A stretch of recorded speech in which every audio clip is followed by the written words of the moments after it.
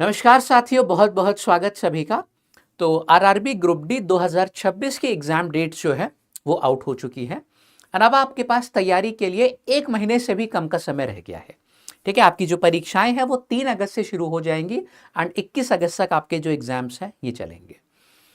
अब आपके मन में बहुत सारे प्रश्न आ रहे होंगे कि सर अभी हमारा सिलेबस थोड़ा सा बाकी है, तो पहले सिलेबस कंप्लीट करें या फिर रिवीजन चालू कर दें, है ना। मॉक टेस्ट अभी से देना स्टार्ट कर दिया, पहले थोड़ी सी और प्रैक्टिस कर दे। तो इन सभी प्रश्नों का उत्तर आपको इस वीडियो के अंत तक मिल जाएगा। जो स्ट्रैटेजी बताएंगे उसको एज इट इज फॉलो करना। शुरू करने से पहले वीडियो को हम बता दें कि हम आपको गणित जो पढ़ाते हैं, हम एसएससी सीजीएल 2 बार ऑलरेडी क्वालिफाई कर चुके हैं और 5 बार हमारा जो स्कोर रह चुका है गणित में वो प्री में है 50 में 50 और मेंस में रह चुका है 90 में से 90। ठीक है, तो सरकारी एग्जाम्स निकालने का एक्सपीरियंस हमारे पास है। अब जो भी पॉइंट्स आपको मैं बताऊंगा, जो भी प्लान आपको यहां पर दूंगा उसको एज इट इज फॉलो करिएगा और इस बात की फिर मैं गारंटी ले सकता हूं कि मैथ्स की वजह से आपका सिलेक्शन नहीं रुकेगा। ठीक है, चलिए शुरुआत करते हैं।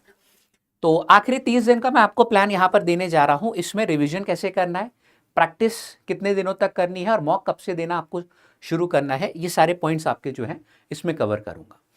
ठीक है, क्योंकि इस बार जो नोटिफिकेशन आई है उसके बाद बहुत ज़्यादा समय नहीं दिया गया। जैसे क्या है, 2 महीने 3 महीने का समय अगर आपके पास रहता तो आप उसको और अच्छे तरीके से प्लान कर सकते थे। इस बार है ना, नोटिफिकेशन आया 1 महीने के भीतर जो है आपके एग्जाम चालू यहाँ पे करवाने के लिए बोल दिया गया उसमें। ठीक है, एक बार क्विक सा आपको रिकैप में दे दूं कि जो आपका 2026 वाला आरआरबी ग्रुप डी है उसमें कुल 22,195 जो वैकेंसीज हैं वो आपको देखने को मिली है, जो कि पिछली बार से कम है। ठीक है, और एग्जाम डेट मैंने आपको पहले ही बताया कि आपके 3 अगस्त से परीक्षाएं स्टार्ट हो रही है और 21 अगस्त तक आपके एग्जाम जो है ये चलेंगे। ठीक है, एग्जाम पैटर्न क्या है, कुल 100 क्वेश्चन आप लोगों के आते हैं 100 मार्क्स के। 90 मिनट का आपको टोटल समय दिया जाता है। 1/3 आपकी नेगेटिव मार्किंग होती है। यहां पर हम सिर्फ मैथ्स की बात करेंगे तो मैथ्स के आपके 25 सवाल रहेंगे 25 मार्क्स के। बाकी आप देख सकते हो रीजनिंग के 30 सवाल रहते हैं, साइंस के 25 सवाल और जनरल अवेयरनेस करंट अफेयर के आपके 20 सवाल रहते हैं। सबको मिला के 100 प्रश्न 100 मार्क्स के आपके बन जाते हैं। अच्छा, एक और चीज इसमें जो ध्यान देने वाली वो है कि आपके क्वेश्चन जो है मिक्स आते हैं। ऐसा नहीं रहेगा कि 25 सवाल लाइन से मैथ्स के मिल गए, फिर 30 रीजनिंग के, है ना, फिर साइंस के, फिर जनरल अवेयरनेस के। ठीक है, तो सेक्शन में बटा नहीं होता, आपके पास मिक्स क्वेश्चन रहते हैं और कोई अलग से टाइमर भी नहीं रहता। बस आपको टोटल जो टाइमर रहता है वो 90 मिनट का इस प्रकार से दिया जाता है ना। तो यहाँ पर जो हमारी पेपर अटेम्प्ट करने की स्ट्रैटेजी है वो बाकी एग्जाम से थोड़ी सी चेंज होती है ना। अगर आप एनटीपीसी अंडर ग्रेजुएट लेवल का देखोगे तो उसमें सेक्शन वाइज जो है आपका पेपर आता है।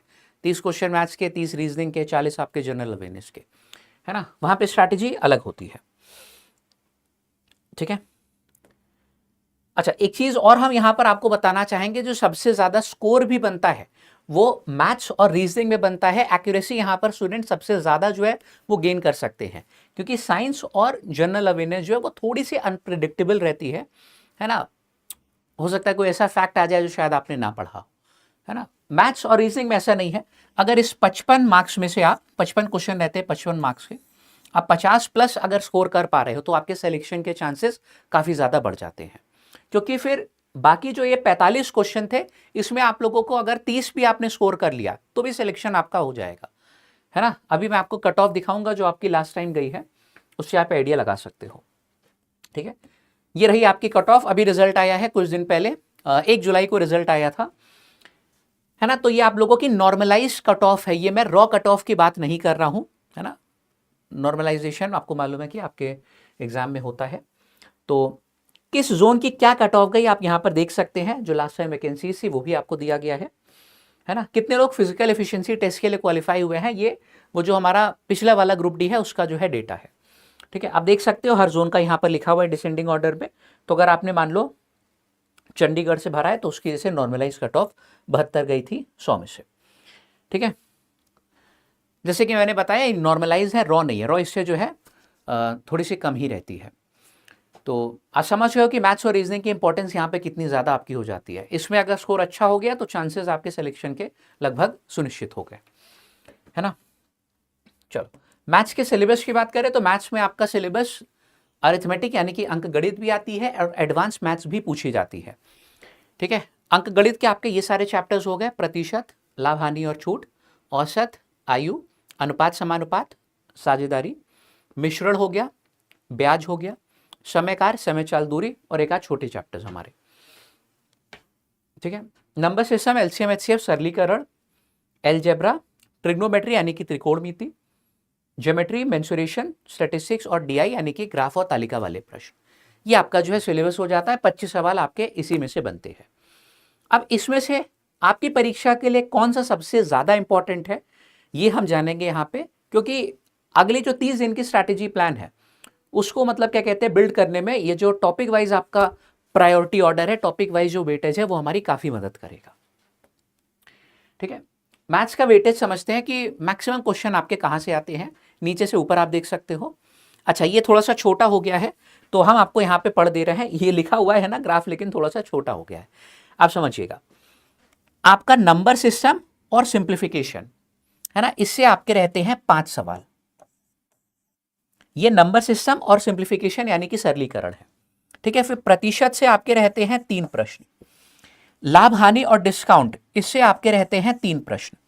ठीक है, टाइम एंड वर्क और पाइप्स वाले इसके 3 सवाल आपके रहते हैं।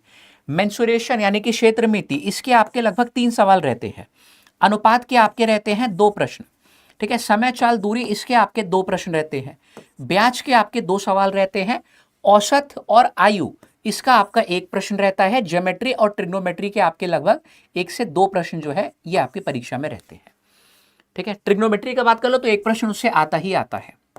ठीक है, ज्योमेट्री का भी 1 सवाल हमारा जो है वो आता ही आता है। तो ये आपका यार टॉपिक वाइज वेटेज है। एक बार दोबारा से समझो कि सबसे ज्यादा हमारा कौन सा पूछा जाता है, नंबर सिस्टम और सरलीकरण से आपके 5 सवाल रहते हैं, है ना। ये अगर आपने अच्छे से कर लिया आपके 5 क्वेश्चन जो है यहीं से तय हो गए हैं। ठीक है, 3 क्वेश्चन आपके प्रतिशत के हो जाते हैं, 3 क्वेश्चन आपके हो जाते हैं इस टॉपिक से, है ना। कुछ लोग आयु पढ़ते रह जाते हैं, आयु और औसत मिला के दोनों का 1 क्वेश्चन आता है। ठीक है, अनुपात के आपके 2 सवाल यहां पर हो गए। अब अनुपात और ये सारे चैप्टर जो है एक ही यूनिट मिलकर बनाते हैं, है ना। तो साझेदारी में अनुपात का कंसेप्ट होता है, मिश्रण में भी अनुपात का कंसेप्ट होता है। आपके 2 प्रश्न इससे आते हैं, 2 सवाल आपके इससे हो गए, इससे आपके 2 प्रश्न हो गए और ये भी एक यूनिट है, 2 सवाल आपके इससे हो गए। ठीक है, ये प्रॉपर जो वेटेज यहाँ पे ग्राफ आपका है, ये पिछले साल में की जो परीक्षा हुई है ना, उससे हमने निकाला है टोटल कितने शिफ्ट हुए, हर चैप्टर से टोटल कितने सवाल आए, उसकी मदद से आपका ये वेटेज निकाला गया है। ठीक है, चलो, है ना। आइए, इसका भी आपका एक प्रश्न आपका इससे, है ना। इससे आपके हो गए 3 सवाल, ज्योमेट्री और मेंसुरेशन, है ना। मिलते जुलते आपके चैप्टर्स हैं। स्टैटिस्टिक्स ना के बराबर लगभग जो आता है, बहुत कम पूछा जाता है आपका। और ग्राफ भी जो है डीआई, वो यार 1 क्वेश्चन 2 क्वेश्चन आपका इससे देखने को जो है वो आपको मिल जाएगा। ठीक है, तो ये आपका जो है टॉपिक वाइज वेटेज हो गया है। अब दिमाग यार अगर सही से चलाओ तुम, है ना, तो तुम 6 चैप्टर जो है वो अच्छे से पढ़ के 16 क्वेश्चन जो है तुम कर सकते हो एग्जाम में सही। सोचो 6 चैप्टर्स पढ़ के आपके 16 क्वेश्चन सही किए जा सकते हैं। और हम ये नहीं बोल रहे, ये चीज हमारा जो है डेटा बोल रहा है। ठीक है, तो बुद्धिमानी इसी में है कि जो हमारे हाई वेटेज वाले टॉपिक्स हैं उनको पहले कवर करें। उनका जो है चाहे कंसेप्ट की प्रैक्टिस हो, रिवीजन हो, उनको सबसे पहले फिनिश करके रखना है। ये नहीं कि जो हमारे चैप्टर्स अब रिमेनिंग है सर उनको हम पहले कर लेते हैं ना, पता चला जो चीज़ें ऑलरेडी पढ़ चुके हो या जो चीज़ें सरल है उसको भी तुम जो है एग्जाम में गलत कर बैठोगे, है ना। तो ये बात ध्यान देने वाली है। ठीक है, जो हाई वेटेज वाले आपके चैप्टर्स हैं इनको आपको पहले निपटाना है। कौन कौन से हो गए, नंबर सिस्टम और सरलीकरण। इसमें अलग अलग टाइप्स होते हैं। सरलीकरण तुम्हें लग रहा है सिर्फ छोटा है, इसमें सीरीज वाले प्रश्न बनते हैं, है ना, दशमलव भिन्न वाले सवाल, सर्ट्स इंडिसीज, घातांक करने वाले प्रश्न, है ना, अलग अलग सवाल बनते हैं। प्रतिशत, लाभ हानि और डिस्काउंट भी इसी में शामिल है। ठीक है, वो एक ही चैप्टर है। ठीक है, अनुपात समानुपात, टाइम एंड वर्क और क्षेत्र मिति, ये सबसे पहले आप लोग को जो है कवर करने हैं। ठीक है, अभी मैं टाइमलाइन भी दूंगा कि 30 दिन को आपको जो है किस प्रकार से बांटना है, पहले एक बार देख लो। फिर जो हमारे थोड़े मीडियम है ना, मीडियम वेटेज वाले चैप्टर्स वो है समय चाल दूरी, ब्याज हो गया, साधारण और चक्रवृद्धि ब्याज, इसका वेटेज काफी कम है आपने देखा। Geometry, trigonometry, algebra, DI, LCM, HCF, BODMAS, decimal. ठीक है, बोर्ड मास वाले प्रश्न क्योंकि बहुत ज़्यादा आपको प्रैक्टिस मांगते नहीं है, बस आपने नियम पढ़ लिया, उस पर अगर 5-10 सवाल भी लगा लिए आपका ये तैयार हो जाएगा। ठीक है, तो ये आप लोगों का प्रायोरिटी मैप हो गया है। अब किस तरीके से आप लोगों को 30 दिन को बांटना है ये हम यहां पर लेकर आए हैं। वापस से बता दें कि यार देखो, एज इट इज फॉलो करो, क्योंकि हम बता चुके हैं कि ये खुद हम एग्जाम निकाले हैं और काफी सारे छात्रों को कई वर्षों से पढ़ा भी रहे, उनको भी ये स्ट्रैटेजी दी है जो कि रिजल्ट लेकर आए हैं। ठीक है, तो एज इट इज इसको आपको फॉलो करना है। अभी जो है अपना ज्यादा दिमाग मत खर्च कीजिएगा, है ना। और अगर आपको लगता है कि इससे अच्छा प्लान आप बना सकते हैं तब हमको कमेंट करके बताइएगा। ठीक है, शुरू के 10 दिन में आपको क्या करना है, जो मैंने हाई वेटेज वाले टॉपिक्स बताए हैं, पहला फोकस आपको जो है उन्हीं पर करना है ना। उसी ऑर्डर में आपका जो यहाँ पर रिवीजन और प्रैक्टिस चलेगी वो होगी, है ना। जो कम वेटेज वाले थे उसको एकदम एंड में हम लोग करेंगे। ठीक है, 10 दिन में हमारा जो कंसेप्ट और फॉर्मूला रिवीजन है, जिसमें आपको लगभग एक टॉपिक रोज करना ही होगा क्योंकि आपके पास समय कम है। फॉर्मूला शीट खुद की बनाते चलिए क्योंकि एंड टाइम पे वो जो है रिवीजन में बहुत आपके काम आएगी। ठीक है, फिर 11वें दिन से लेकर 22वें दिन तक आपकी जो है प्रैक्टिस और स्पीड पे काम होगा। ठीक है, क्योंकि एंड में जो स्पीड बन जाती है वही आपके पेपर में ट्रांसफर होती है। आपने 1 साल पहले या 6 महीने पहले क्या किया था, वो वाली स्पीड मायने नहीं रखेगी जितनी आखिरी महीने वाली रखेगी। हाँ, ऑब्वियस सी बात है कि वो आपको मदद करेगी, है ना। ऐसा नहीं कि 10 दिन में आप एकदम जो है एक्सपर्ट बन जाओगे, लेकिन ये बहुत बेनिफिट आपको देगी आखिरी के जो 11 दिन है ये, है ना।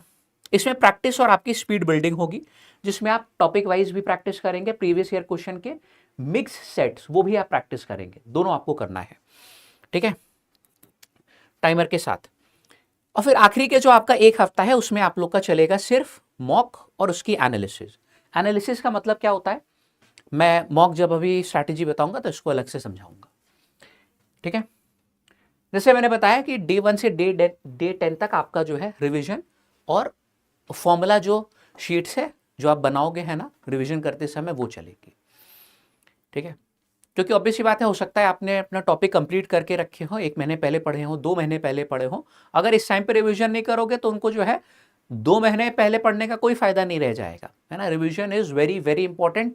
किसी भी आप उस बच्चे से पूछ लीजिए जिसका सिलेक्शन हुआ है कि रिवीजन की अहमियत कितनी ज्यादा है। मल्टीपल टाइम्स रिवीजन चलता है, ऐसा नहीं कि आपने एक बार करके रख दिया फिर हो गया, हो सकता है आपको एग्जाम से 2 दिन पहले और फिर से रिवीजन करना पड़े। ठीक है, हमने बताया कि हाई वेटेज टॉपिक इसमें पहले करने हैं, एक टॉपिक पर डे आपको इसमें कम से कम करना ही करना है ना। जो छोटे चैप्टर्स है जैसे एवरेज और एज हो गया, तो उसके साथ साथ आप रेशियो भी कर सकते हो क्योंकि दोनों छोटे चैप्टर्स हैं, है ना। फॉर्मूला शीट बनाइएगा क्योंकि रिवीजन में बहुत काम आएगी, स्पेशली एडवांस मैथ्स में बहुत काम आती है। ठीक है, और जब ये आप करोगे ना यहाँ पर टॉपिक कवर, तो ऐसा नहीं कि सिर्फ कंसेप्ट पढ़ रहे हो, आपको क्वेश्चन लगाते हुए चलना है ना। उसमें जो है एक भी दिन ऐसा नहीं जाना चाहिए कि कम से कम 50 क्वेश्चन आपने गणित के ना लगाए हो। 25 से 30 कंसेप्ट वाले क्वेश्चंस पर टॉपिक यहाँ पे हमने लिखे हुए हैं, है ना, कम से कम ये है। चलो, ये आपका हो गया शुरू के 10 दिन का प्लान। 11वें से 22वें दिन तक का मैंने बताया कि आपकी चलेगी यहाँ पर प्रैक्टिस और स्पीड बिल्डिंग, जिसमें पहले आप टॉपिक वाइज प्रैक्टिस करोगे, फिर मिक्स सेट भी जो प्रैक्टिस के है वो यहाँ पर आप चालू कर दोगे, है ना। और हाँ, प्रैक्टिस जो आपकी होएगी वो आपसे सुन लो कि सिर्फ प्रीवियस ईयर क्वेश्चन पर आधारित होगी। जो अभी लेटेस्ट हमारा एग्जाम हुआ है उसी के क्वेश्चन आप प्रैक्टिस करना चालू कर देंगे। इतने सवाल है कि आपसे, है ना, वो सवाल समय ही कम पड़ जाएगा, सवाल आपके पास कम नहीं पड़ेंगे। तो प्रीवियस ईयर क्वेश्चन पर ही आधारित पूरी प्रैक्टिस होगी, एक एक सवाल आपका। वैसे ही सेम पेपर आपका दोबारा से बनेगा। ठीक है, और बहुत यार अच्छा पेपर होता है, प्रिडिक्टेबल पेपर होता है, जैसी चीजें आती हैं वैसी दोबारा से आएंगी, तो उसके लिए घबराने की जरूरत नहीं है। ठीक है, फिर आपको जो है 16वें दिन से मिक्स प्रैक्टिस भी चालू कर देनी है, और साथ में जो फॉर्मूला शीट आपने बनाई है वो रिवीजन डेली चलता रहेगा। एक भी दिन ऐसा ना हो कि आपको लगे दिमाग से कि चीजें जो है वो हमारी छूट रही हैं, है ना। फिर मॉक के लिए मैंने आपको बताया कि आपका जो आखिरी का एक हफ्ता है वो मॉक का चलेगा। मॉक किस प्रकार से देना है अब ये मैं आपको बताता हूं। देखो, मैथ्स के क्वेश्चन आप 2 पास में करेंगे या 2 राउंड्स में उसको कह सकते हैं करेंगे। 25 क्वेश्चन रहते हैं, ऑब्वियस बात है वो मिक्स रहेंगे पूरे पेपर में। तो फर्स्ट अटेम्प्ट में आप केवल वही क्वेश्चन करना जो आप 100% श्योर हो कि आपसे हो जाएंगे। हो सकता है कि 25 में आपसे 20 क्वेश्चन हो, 21 हो, 22 है ना, हो सकता है 18 हो, 19 हो, है ना। वो आपकी तैयारी पे डिपेंड करता है, क्योंकि तैयारी तो यार 6 महीने से चल रही होगी, आखिरी 1 महीने में हम उस तैयारी को और निखार रहे हैं यहाँ पर, है ना। तो फर्स्ट राउंड में आपका ये हो गया। सेकेंड राउंड में आप करोगे, अगर आपके पास समय बचता है, जो कि बचेगा है ना, वो क्वेश्चन करोगे जो आपसे पहली बार में नहीं हुए थे, ताकि अगर आपका जो है फिर मतलब पेपर छूटने की गुंजाइश नहीं रहती है ना, क्योंकि आपको जितना आता था आप उतना ऑलरेडी कर चुके हो, 19, 20, 21, 22 जितने भी क्वेश्चन थे, है ना। तो ये जो है आप लोग अपने जब मॉक टेस्ट दोगे उसमें भी ये चीज़ अप्लाई करोगे। ऐसा नहीं कि यहाँ पे हम दे रहे हैं, एग्जाम में कुछ और करेंगे, वो हो ही नहीं पाएगा। ठीक है, जो चीज़ तुम आखिरी के एक हफ्ते में मॉक टेस्ट जब डेली दोगे, अप्लाई करोगे, वही सेम चीज़ तुम्हारी होगी एग्जाम में भी अप्लाई। ये बात कान खोल के सुन लो और इसको एकदम जहन में उतार लो। ठीक है, प्रीवियस ईयर के क्वेश्चन पेपर का ही आप मॉक टेस्ट दोगे, ये बात ध्यान रखना, है ना। सारे आप लोग को इंटरनेट पर ये मिल जाएंगे। ठीक है, हमारी आप एप्लीकेशन लैब पर चले जाओगे, लैब पर आपको मिल जाएंगे प्रीवियस ईयर के पेपर। ठीक है, तो ये आपका जो है टारगेट होना चाहिए कि 22 प्लस हमको जो अटेम्प्ट है 25 में कम से कम ये करने हैं। ठीक है, 25 में कभी नहीं बोलूंगा यहाँ पर, क्योंकि मन में बना के हम वो नहीं जाते, वो पेपर पे डिपेंड करता, हो सकता है एक दो क्वेश्चन ऐसे आ जाए जिनको छोड़ने में ही भलाई है ना। तो आपका 22 प्लस टारगेट जो है यहाँ पर होना चाहिए। एंड ऑफ कोर्स एक्यूरेसी पे बहुत काम करना है। नेगेटिव मार्किंग क्योंकि है, आप अगर 3 क्वेश्चन गलत हो गया तो 1 नंबर आपका कट जाएगा, और 1 नंबर से तो आप जानते हो कि कितना बड़ा परीक्षा में फर्क आता है। ठीक है, आखिरी में आपको मालूम है कि सिर्फ रिवीजन चलना है, ये गलती कोई नहीं करेगा कि लाओ नया टॉपिक उठा ले, हमने यूट्यूब पे वीडियो देख लिया कि स्टैटिस्टिक्स पढ़ लो, कुछ नहीं करना है ये सब, है ना। ये स्ट्रैटेजी देख ली, इसके बाद कोई वीडियो देखने की आपको जरूरत नहीं है। मैंने आपको जो है एक एक दिन का प्लान यहाँ पर दिया हुआ है अगले 30 दिन के लिए। जाइए इसको एज इट इज फॉलो करिए, आज ही से शुरू कर दीजिए। आपको मैंने टॉपिक वाइज वेटेज भी बता दिया है ना। स्क्रीनशॉट आप ले लीजिएगा यहाँ पे, वरना वीडियो को दोबारा देख लीजिएगा कि कौन से टॉपिक आपको जो है पहले निपटाने हैं, है ना, किनका वेटेज ज्यादा है, उस हिसाब से आप अपनी तैयारी जो है चालू कर दीजिए, है ना। टॉपिक वाइज वेटेज आप यहां पर जो है देख सकते हो, इसके 5 क्वेश्चन थे। ठीक है, चलो, तो बाकी अगर कोई प्रश्न है हमको कमेंट में पूछ लीजिएगा, हम उसका उत्तर करने का पूरा प्रयास करेंगे, है ना।